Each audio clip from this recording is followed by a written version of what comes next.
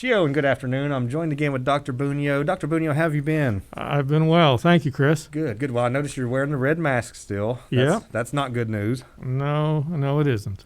We had some uptick, I guess, in the numbers, and I know that what we did was we had the Cherokee One Feather assist us with putting out a call for questions, and so we have a giant list of questions here that we're going to go through from the community, which is really good. I mean, some really good questions that I think need to be addressed and answered. And before we get into them, though, prior to the show, we talked about maybe a cool little challenge that we can do with the community that I can be a part of, because I get questions all the time about my beautiful hair. It is beautiful. And what I'm going to do with it, like, what's the plan? So, yeah, I think it would be good if we could propose something the community can really get behind. Right. And I would say if we can get back into the yellow, Okay. that you get a haircut. I'll do it. And you know what? I'm going to up the ante. I'm also going to offer to have my haircut as well. There we go. So we will get our haircut, Dr. Bunio and I, if we can get back into the yellow. That's the deal. That's a promise. That's a good challenge, and I think to do that, there's a lot of factors that we can take into play and that we're going to talk about here shortly about how do we get back down into the yellow and get this thing under control. Yep. So let's go ahead and dive into it. The first question we got was if there's a fear about someone being misdiagnosed. Now, have we had misdiagnosis? So we have had tests that are false positive or false negative. Okay.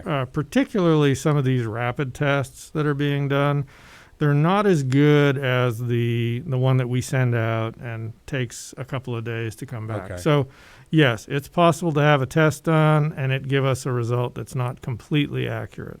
Now, if someone has test positive for COVID-19, but they also have the flu, how do we know they're being treated properly?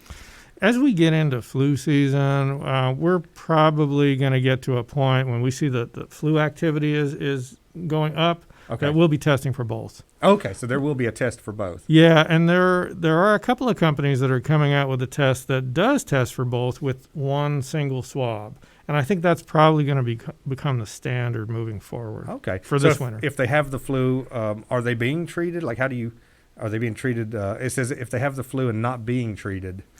There is a medication that does work for the flu. Okay. It doesn't work for COVID. And even in years past, we know that if we think somebody has the flu, we'll go ahead and give them this medication. It'll shorten the illness by a few days. Okay. And so again, I think the key is that in this winter, we're going to have to test for both. Okay. Just to make sure we're not missing. It is possible to have two infections at the same time. Okay. And what is a good way to mitigate that period? Are you guys offering flu shots and treatments at this time? Yeah, absolutely. We think getting flu shots this year is vital. Okay. We're working with public health to stand up as many flu shot events that we can. Of course, flu shots are available at the hospital. We want as many people to get flu shots as possible so that you're not faced with that tough choice. Right. You're feeling sick. You're wondering, do I have the flu? Do I have COVID? It's just better not to get sick. Right. And the flu shot can prevent that. Okay. And it's not a perfect situation, but it's a good mitigation factor. Are there any negative side effects to getting the flu shot? Some people feel a little bit sick for a day or so. Usually it's the people who are getting it for the first time. Gotcha. I get it every year. I've already had mine. Aside from a little bit of a pain, it doesn't affect me at all. Right. And I think it's really important that everybody get it. Right. So yeah, you might feel like you're got a mild illness. You might feel a little achy, Right. but the majority of people don't feel anything. So the gain that you have from that is much bigger than any kind of risk that you have. Yeah, if you've had the flu and you've been down for a week or 10 days, you know how miserable that is. Right. Now, if a person dies because of the flu, but it was only treated for COVID, what then? Who's at fault for that? Well, I don't think it's really about fault. And first of all, what I would say is we're going to treat you as a patient based on how you are doing. Okay. We use tests to guide our treatment, but we don't rely on them exclusively. So if your oxygen level is low, we're going to give you oxygen, whether that's caused by the flu or COVID or pneumonia. And a lot of the treatments right now are very supportive. They're very supportive of each other. There is, as I mentioned, there's a medication for the flu. We're now using the remdesivir for COVID. if you are bad enough to be in the hospital and in the ICU. Okay. It's not perfect either. So, yeah, I mean, we're going to treat you as a person. Right. We're not just going to use a test. Okay, good. That's good to know. Now, with the holidays coming up, is it safe to cook food in your home and give it to others outside of your home? Yeah, I think it is, with a couple of precautions. Okay. There is no known transmission of this virus by eating from food. There's the potential to catch it from contact. If you touch something with the virus on it and touch your eye or your nose, you could get it. So if you want to do that, I think that's actually a smart way to share a meal. I would recommend the person who's preparing the plates wear a mask, maybe wear gloves, or at the very least wash or sanitize their hands, and then have people come up and pick up their food while still maintaining social distancing. Okay. So I think that's a really good idea. Good. Okay, cool. So here's another one. This is an interesting one, and I know we've faced it in our community. What evidence supports the recommendation that people who test positive and continue to test positive are not contagious after the initial 10-day isolation? Many jobs require negative testing to return to work because of the group of people that it served, such as elders and children. Are we chancing it by sending positive people back out to the community without securing a negative test result? Yeah. This is one that it can be confusing. Okay. So the CDC, all the evidence that they have reviewed indicates that a person with a normal immune system will not be contagious after 10 days after contracting the virus. Okay. So they no longer recommend a test. Now, if you have an impaired immune system, it can take up to 21 days for you to clear the virus. Gotcha. So, the best advice is to talk to our public health professionals. They do this all the time. They will interview you and tell you, what's the best time to come back. Some workplaces are still insisting on a negative test before they'll let people back. We're certainly willing to advise them about what would be safest. All I can say right now is the CDC says after 10 days, you're released from isolation. Good.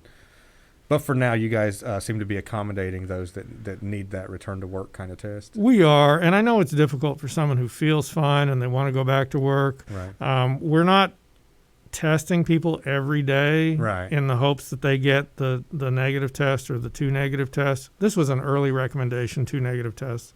We no longer do that. Okay. So we are spacing it out. I believe we're offering to test people like once a week until they get a negative test. So let's ask this question here. Why are some community events that result in positive individuals published publicly and others are not? Okay. If we can get in touch, if we know everybody who was at that event and we can get in touch with them, there's no need to publish it. Gotcha. But sometimes people are attending events and they have no way of knowing or remembering who was there. Gotcha. So as a public service, Public Health will put out an announcement that says if you were at this location on this date, you should consider getting tested. It's just a way to make sure that we capture everybody who was potentially exposed at what could be a super spreader event. Gotcha. That they go ahead and get tested so we can try to control the outbreak that we're having right now. But if contact tracing knows who was there, they're typically not having to publish that. That's correct. Gotcha. Okay, so are casino employees that test positive shared with the tribe? Are those numbers shared with the tribe? All people who test positive have to be reported to the state. They're also reported to the county and the tribal health departments. So, yeah, and our tribal and county health departments are constantly in contact. Okay. So everybody who tests positive, we're going to know about it. Okay, good deal. If you have antibodies, will you always test positive?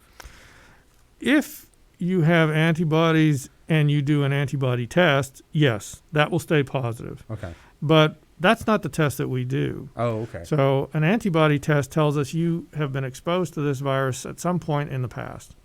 We do a test that looks for the virus itself.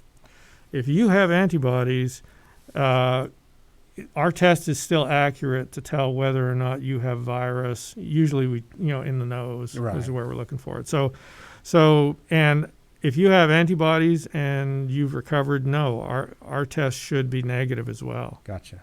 So there's two things there. There's the virus, Yep. and there's the antibodies that fight the virus. Yep. And the antibodies that are in your body after you've had COVID won't show a positive test from our tests because it's not the virus.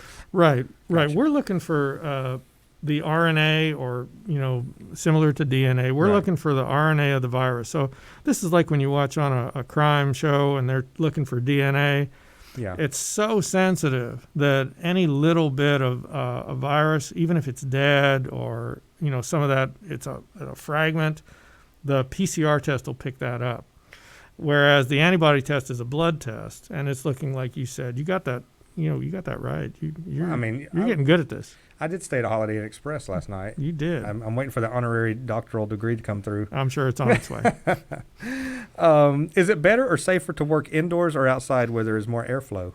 Outside is always better. Okay. It's where the wind is spreading the virus. It's diluting it out. We don't know how many viral particles it takes for it to establish itself and infect you. Okay. So if you're outside, the more airflow, the better. If you're inside, they recommend opening windows if the weather allows it. And the direction of the airflow matters a little bit. So Right. if you're 6 feet away from me, but the air is blowing towards me and you start coughing, that could put me at risk. Right. But in general, outside is better because you got more room and you got more airflow. Gotcha.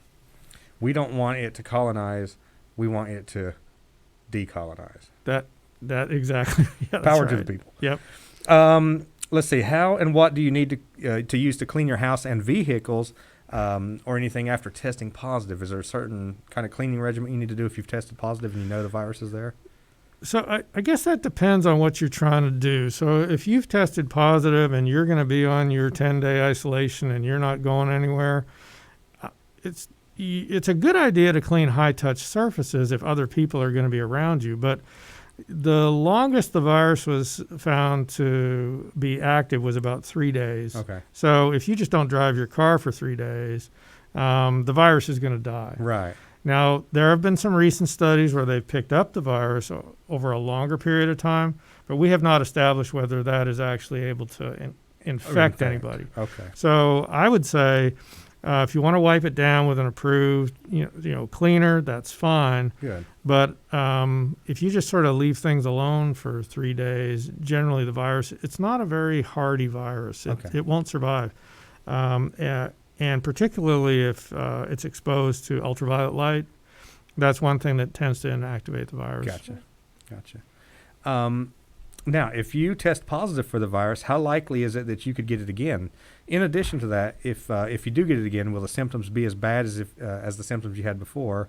In addition, if you didn't have symptoms before, is it possible for you to have symptoms the second time around? I know that's a 3-part series there, but yeah, I'll try to cover all that. It's a really good question. We are seeing people catch the virus a second time. Okay. So yes, it is possible. We believe that most people with a normal immune system will have some degree of immunity for about 90 days. Okay. After they've had the infection. The question about is it going to be worse or is it going to be better, we don't know. We've seen both. Oh, okay. We have seen some people who catch it a second time and they're in ICU and it's actually a little bit worse. So we're still learning about this, but I think the important thing to emphasize here is mask wearing, social distancing, hand washing. It's a good idea to keep doing that, Right. Even if you think you have some degree of immunity, because we just don't know how long that immunity is going to last. Okay. Now, let me ask you this, because it's a sidebar question and related to the flu again. How important are the 3 W's to mitigating the flu spread? Is it a very similar thing? Is it spread kind of in the same manner? Yeah, it is. And we actually think that if people follow this, we're going to see fewer flu cases than we have in past years. Okay. So in combination with what we hope is going to be an increased number of people getting the flu shot and people wearing masks, we probably should see less flu this year. That's good. Yeah. That's very good.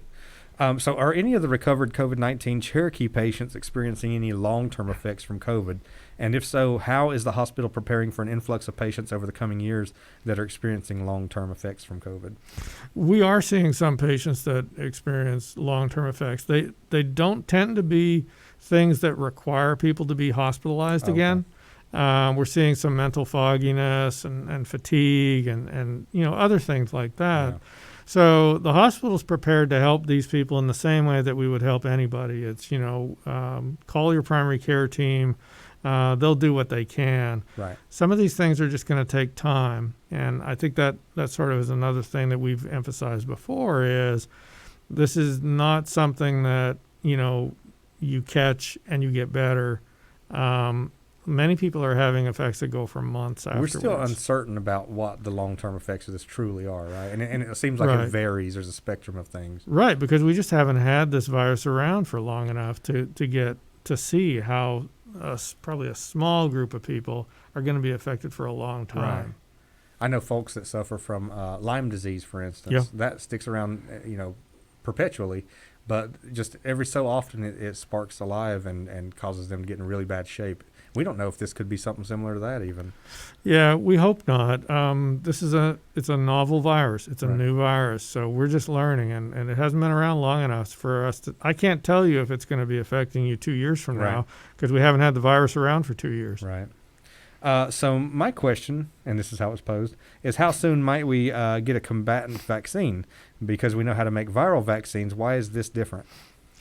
We are hopeful that we will get a vaccine at some point this winter. Okay. The vaccine trials, we believe the science behind them is good, but it is being rushed. Now, most vaccines will take sometimes 5 or 10 years before they hit the market, and these are being pushed because of the severity of the pandemic. So I don't have a crystal ball. Right. I'd like to think we'll have the vaccine by January. But we don't have the luxury of testing this vaccine and watching you for a year to see how effective is it going to be. Long-term effects right? or effectiveness. What we need here is time. We need like a time machine or something. We need Yeah. to be able to go in the future, give you a shot, and see how you're doing in a year from now. Right. We can't do We're that. just not going to have that luxury, are we? No, not yet. Are you getting folks to respond to the survey that you've sent out? Yes, we're getting a great response Good, to the good. survey. And I guess as soon as you get that data crunched, is that something you might share with kind of how folks feel about the vaccine? Yeah, I think we could. I think it gives us a good. We don't think everybody's going to want the vaccine right away, and we're not going to force everybody to get it. But we want to be prepared. When we get our allotment of vaccine, we're going to give it to people who are the highest priority first, Yeah. and then we're going to roll it out so that hopefully everybody who wants one can get one. Okay, good. Why are folks who have knowingly been exposed not being advised or instructed to quarantine while they wait for their appointment to be tested? I understand the wait period, but shouldn't they be quarantining to avoid spreading in the meantime until they can get tested? So they should be, and I am confident in saying that anybody who is a direct contact is being advised to quarantine. Okay. Now, generally that happens when one of the public health nurses talks to them. Okay. Now, there are some cases where people think they're a direct contact, and through the course of the interview, we decide, you know what, you weren't really exposed at all, in which case you do not need to quarantine. Gotcha. But yeah, everybody who is a direct contact should be advised to quarantine for 14 days. And as we've said before, even if you get a test and the test is negative, you still have to quarantine for the 14 days because your test could turn positive the next Right. day.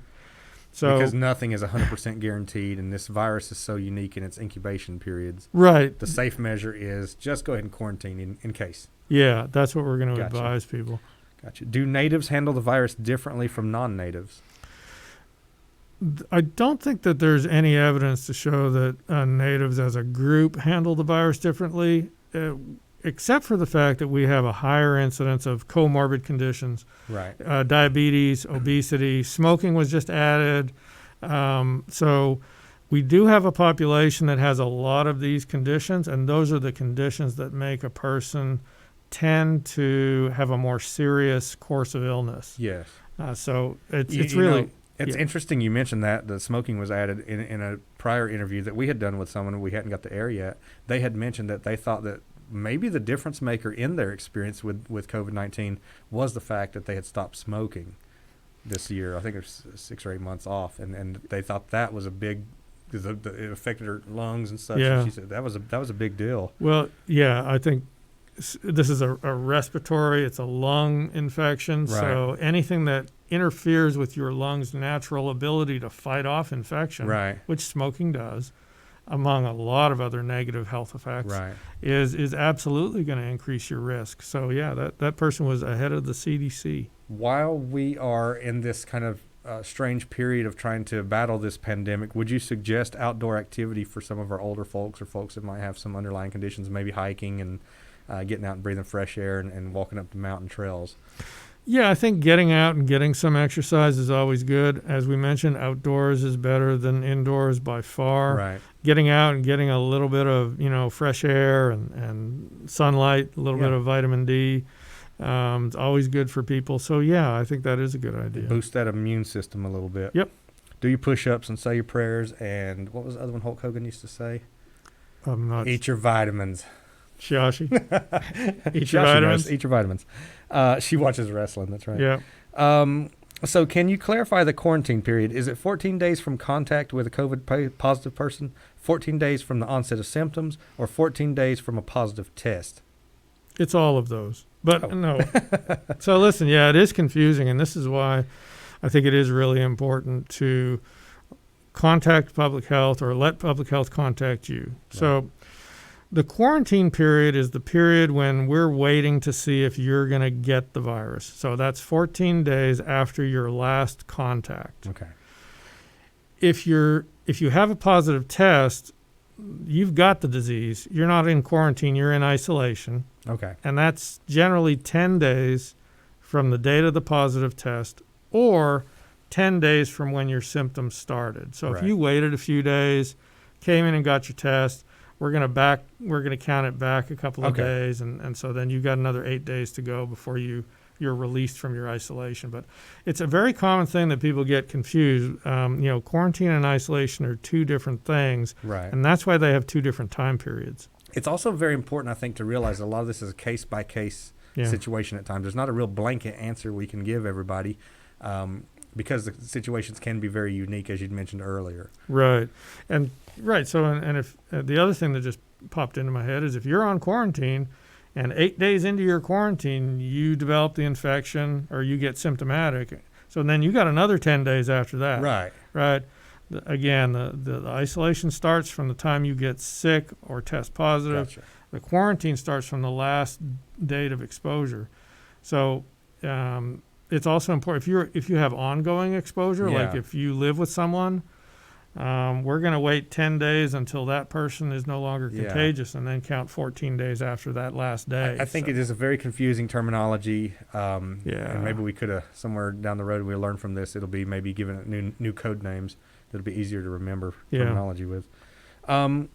So let's see. Are the rapid tests even that accurate? I know someone that was recently tested at the ER. It was positive, but once they were transferred to the other hospital, did multiple tests that all came back negative. I think we addressed that a little earlier. Yeah, the rapid tests as a group are not as accurate as the RNA test, the PCR test that we do. It's not as accurate. So we have seen some false positives and some false negatives. Both of those are worrisome. The advantage of the rapid test is you get a result rapidly, right? Sometimes within 15 minutes. The disadvantage is they sometimes don't give us an accurate result. Gotcha. But if you get a positive test on a rapid test, as long as you behave like that's a true positive until we can figure it out. Correct. The inconvenience is there, but it's not. So if we stopped you from going to gatherings or going out for 2 days while you wait for that other test, I think there's some value in that. Absolutely. You'd much rather have the false positive than a false negative. Right. What we don't want is people to get a test, it's a negative, and they think that they're free to go out and not wear their mask. Again, testing doesn't eliminate the need to wear the mask and social distance and stay away from mass gatherings. So this is the final question that we have on the list. What protocol or procedure was put in place by tribal council in the hospital? Any quarantine buildings set aside or any emergency backup ventilators, masks stored on the reservation for that purpose? So we started planning for this back in March, and we meet weekly, particularly the public health and the hospital, to try to just assess the situation, because you've seen it. It's changing week to week. We are trying our best to stockpile, masks and personal protective equipment. We have plans in place should things get out of hand. We're not seeing as big, we're seeing a surge here. There's no doubt. But I can tell you that if you look at one of these maps of the area, we are surrounded by red, and red is bad. Right. In Tennessee, South Carolina, Georgia, we're surrounded by red. So it's just a matter of time before it gets even worse here. Right. Unless we do what we're supposed to do. Okay. And be really careful about that. Do we have a plan for worst case scenario? We do. We're limited. Like a lot of times we come up with plans about, standing up, extra space or tents, and it's just really hard to get that stuff. Okay. So we're working on that right now. We've been working on this for months. Okay, good deal. And that pretty much does it for the questions. I really appreciate, again, the One Feather and the public for reaching out to us with those questions. And we got to touch on some areas we really haven't discussed yet. And so that's good to know that the public's paying attention and interested in getting that knowledge. We'll be happy to do this again if we have follow-ups to this. And until then, if there's anything else you'd like to add, Dr. Bunio, I know the Halloween's coming up. Is there anything we want to say about that? I think you've got to have a safe Halloween this year. I've seen people being really creative about that. So, the kids can still dress up, but there's like a socially distanced way for them to pick up a bag of candy. Right. So I think we just have to keep in mind that this is not a normal year. No. I wish it was. It's a bummer for everybody. Nobody's singled out in this. Everybody's in the same boat. Yeah, that's a good way to put it. We're all in the same boat, and we're going to sink or swim together. Right. So everybody's got to pull on the same oars, I guess. Or you're getting there. I'm trying to your work analogies. You're getting there. And don't stand up and rock the boat so much. I don't know. Guys, we will cut our hair if we can get back into the yellow. That's a promise we'll make. Yep. We look forward to seeing you again soon. If you have any questions, please put it on our Facebook or reach out to the COVID hotline if you have questions again further into that. And we'll look to talk to you again soon. Dr. Bunio.